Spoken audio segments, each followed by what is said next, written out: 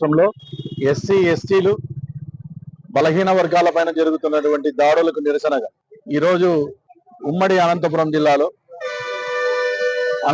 జిల్లా ఎస్సీ నాయకులందరూ కూడా కలిసి, ముఖ్యంగా రాజగోపాల్ కావచ్చు, మంత్రి ఆంజనేయులు, మా విష్ణునారాయణ, ప్రభుదాసు, మోహన్ తదితర నాయకులు అందరూ కూడా ఈ రాష్ట్రంలో ఎస్సీల పట్ల ఎస్టీల పట్ల జరుగుతున్నటువంటి దురాఘాతాలపైన, అత్యాచారాలపైన, హత్యాచారాలపైన ఒక పెద్ద ఎత్తున చైతన్యం తీసుకొని రావడం కోసం సొంతకాల సేకరణ యొక్క ఉద్యమాన్ని ఈరోజు చేపట్టారు. గత వారం రోజులుగా అనంతపురం పట్టణంలో కావచ్చు, నార్పుల్లో కావచ్చు, ఈ జిల్లాలోని అన్ని మండలాల్లో కూడా ఈ సొంతకాల సేకరణ కార్యక్రమం జరుగుతూ ఉంది. ముఖ్యంగా ఈ ఉమ్మడి అనంతపురం జిల్లాలో మనం అందరం కూడా చూసాం. 7 గుర్రాలపల్లిలో జరిగినటువంటి ఘటన కావచ్చు, పెద్ద ఓడుగూరులో జరిగినటువంటి సుధాకర్ అనే వ్యక్తి పైన పోలీసులు చేసినటువంటి దాడి కావచ్చు, అదేవిధంగా ఒక నెలన్నర రోజుల క్రితమో విజయవాడలో జరిగినటువంటి సాయి కృష్ణ హత్య కావచ్చు, అదేవిధంగా క్రాంతి కుమార్ తన మరణానికి పోలీస్ అధికారులే కారణం అని చెప్పి ఆత్మహత్య చేసుకున్నటువంటి ఘటన కావచ్చు. ఈ ఆంధ్రప్రదేశ్ రాష్ట్రంలో కేవలం కొద్ది మందికి, చంద్రబాబు నాయుడు అండ్ కోకు మాత్రమే లా అండ్ ఆర్డర్ ఉంది తప్ప సామాన్యమైన ప్రజలకు ఎక్కడ కూడా వీళ్ళు భద్రత కల్పించే విషయంలో పూర్తిగా ఈ ప్రభుత్వం వైఫల్యం చెందింది.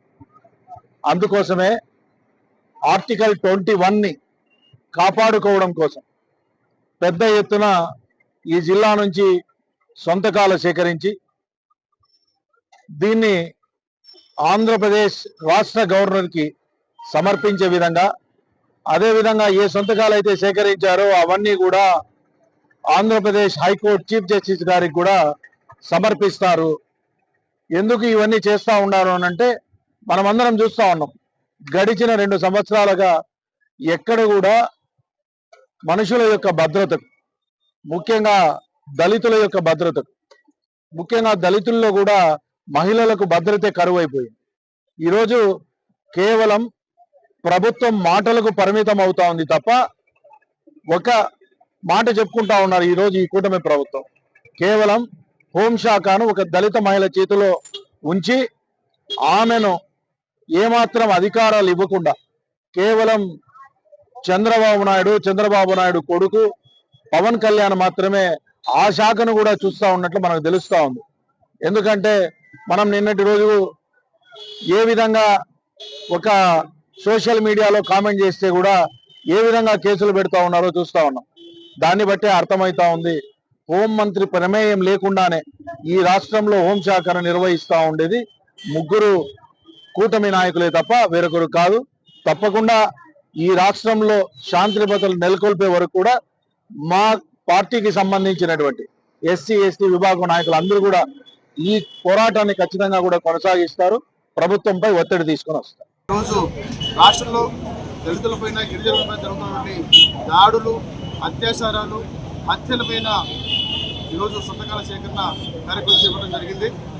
అనంతపురం జిల్లా ఎస్సీసీల ఆధ్వర్యంలో ఈరోజు రాష్ట్రంలో మనం చూసినట్టయితే దళితులనే టార్గెట్గా చేసుకుని, దళితుల ఆనపాలనే టార్గెట్గా చేసుకుని ఈరోజు చంద్రబాబు నాయుడు ముఖ్యమంత్రి అయిన తర్వాత అనేకమైన దాడులు, దౌర్జన్యాలు, భూకబ్జాలు చేయడం జరుగుతుంది. ఈ రాష్ట్రంలో లా అండ్ ఆర్డర్ ఉందా అని చెప్పేసి మేము వైఎస్ఆర్ కాంగ్రెస్ పార్టీ ఎస్సీసీ విభాగంగా అడుగుతూ ఉన్నాం. ఇప్పుడు దాదాపుగా 20 హత్యలు కేవలం దళితులనే చంపారంటే మనం అర్థం చేసుకోవాలా. లక్ష్మీనారాయణ కర్నూలు అయితేనేమి టిప్పర్తో గుర్తి చంపడం జరిగింది. టీఎం రమేష్ని ట్రాక్టర్తో గుర్తి చంపడం జరిగింది. పేరుబో క్రాంతి కుమార్ అని ఒక దళిత యువకుడిని పోలీసులు 3 నెలలుగా టార్చర్ ఇస్తూ ఉంటే ఆ పైన నేను పోలీసులు దాడి తట్టుకోలేకపోతున్నాను, నేను బ్రతకడం కంటే చావడమే ఉత్తమని ఆయన ఒక వీడియో చేస్తూ మరణించడం రాష్ట్ర ప్రజలంతా చూసినారు. మన గంగమ్మ నా కొడుకు కనిపించలేదని చెప్పేసి పోలీస్ స్టేషన్లో కంప్లైంట్ ఇచ్చకపోతే అక్కడ ఆమెని పోలీస్ స్టేషన్లోనే ఆమెను చంపడం జరిగింది. 20 సంవత్సరాల బాలికని దుర్మార్గంగా ఈ టీడీపీ గుండాలు దాదాపు 17-18 మంది సామూహిక అత్యాచారం చేస్తే ఆ అమ్మాయి గర్భం దాల్చి ఈరోజు బిడ్డకు దాని పెళ్లిగా ఈరోజు మనం చూస్తూ ఉన్నాం. ఇవన్నీ చేస్తామని కూడా వైఎస్ఆర్ కాంగ్రెస్ పార్టీ ఈ కార్యక్రమాన్ని ఖండిస్తూ ఉంటే మా మీదకి పోలీసులు దొరుకుతూ ఉన్నారు. ఈ రాష్ట్రంలో ఉన్నటువంటి దళిత ఎమ్మెల్యేలని టీడీపీ ఎమ్మెల్యేలని అడుగుతూ ఉన్నా, దాదాపు మీరు 28 మంది దళిత ఎమ్మెల్యేలు ఉన్నారు కదా, మీరంతా కూడా ఈ చనిపోయినటువంటి దళితులు ఎవరైతే ఉన్నారో వాళ్ళ ఇంటికి వెళ్ళి మీరు పరామర్శించారా? వాళ్ళ కుటుంబాన్ని మీరు పరామర్శించారా? వాళ్ళకి ఏదైనా సహాయం మీరు చేశారని సందర్భాన్ని అడుగుతా ఉన్నాను. చట్టాలు పెడుతూ ఈరోజు పెద్దగా ఆయన ఊగిపోతా ఉన్నాడు.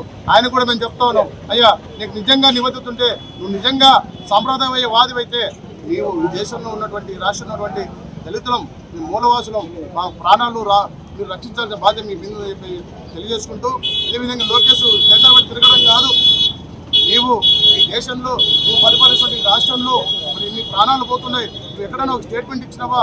మీ మంత్రులతో ఎమ్మెల్యేలతో మా యొక్క బాధిత కుటుంబాల దగ్గరికి పరామర్శమని మీరు చెప్పినారా? ఆ బాధితులను ఆదుకోమని మీరు చెప్పినారా? మీరు దేశాలు బట్టి తిరిగితే కాదని విషయాన్ని తెలుసుకొని లోకేష్ కూడా వెంటనే స్పందించాలని చెప్పేసి సందర్భంగా నేను తెలియజేసుకుంటూ, ఈ ప్రభుత్వానికి దళితులే చరమగీతం మారుతారు, వచ్చే ఎన్నికల్లో ఈ దళితుల ఓటుతోనే మేము గద్దె చెప్తామనే విషయాన్ని సందర్భంగా నేను హెచ్చరిస్తా ఉన్నాను. నా పేరు ప్రభుదాస్, వైఎస్ఆర్ కాంగ్రెస్ పార్టీ సిసిఎల్ మండల అధ్యక్షుడు. ఈరోజు అనంతపురం జిల్లా నార్పల మండల కేంద్రం నుండి గాంధీ సర్కిల్ నందు సంతకాల సేకరణ ఎస్సీ ఎస్టీలపై దాడులు 2 సంవత్సరాలు అవుతుంది. రాష్ట్ర ప్రభుత్వం ఎస్సీ ఎస్టీలపై దాడులు జరుగుతూ ఉన్నాయి. ఎక్కడ చూసినా కూడా హత్యలు, మానవంగాలు, అదేవిధంగా వారి మీద కేసులు. అంటే ఫస్ట్ ఇస్తే కూడా ఈరోజు దళితులకు రావాల్సిన ఏవైనా ఉన్నా కూడా అయినా కూడా కేసులు పెడుతూ మరి ఇబ్బంది పెడుతూ లాకప్ డెత్ చేస్తూ ఈ కూటమి ప్రభుత్వం చేస్తున్నది. ఎందుకంటే ఈరోజు ఎప్పుడు ఏమొచ్చినా కూడా ఈ యొక్క టీడీపీ ప్రభుత్వం గతంలో కూడా కారంచేరులో కూడా ఎంతోమంది కూడా ఎస్సీ ఎస్టీలు కూడా బలి తీసుకుంది. అదేవిధంగా ఈ జిల్లాలో ఏడుగురాలపల్లిలో కూడా ఈరోజు అమ్మాయి మీద అఘాయిత్యం చేస్తే కూడా ఈరోజు కూడా టీడీపీ నాయకులు ఎవరు కూడా ఆమెను పరామర్శించి పాపం లేదు. అందుకని చెప్పేసి ఎస్సీ ఎస్టీల మీద దాడులు ఆపాలి. అదేవిధంగా ఈ సంతకాల సేకరణ కూడా మేము ఈ సంతకాల సేకరణ చేసి జడ్జి గారికి జడ్జి ద్వారా గవర్నర్ కూడా మేము ఇవ్వాలని చెప్పేసి మేము తెలియజేసుకుంటాం.